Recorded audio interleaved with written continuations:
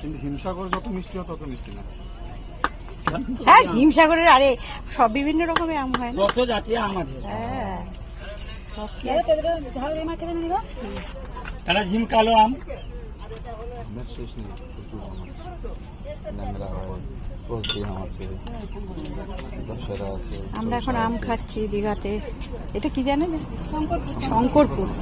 আমরা শঙ্করপুরে আম খাচ্ছি, আনারস খাচ্ছি, কামড়া খাচ্ছি।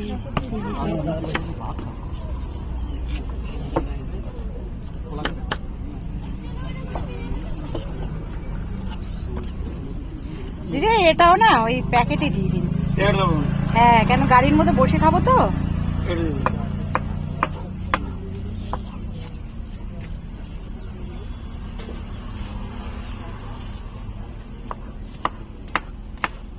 কোথায় আছো? কোথায় এখন?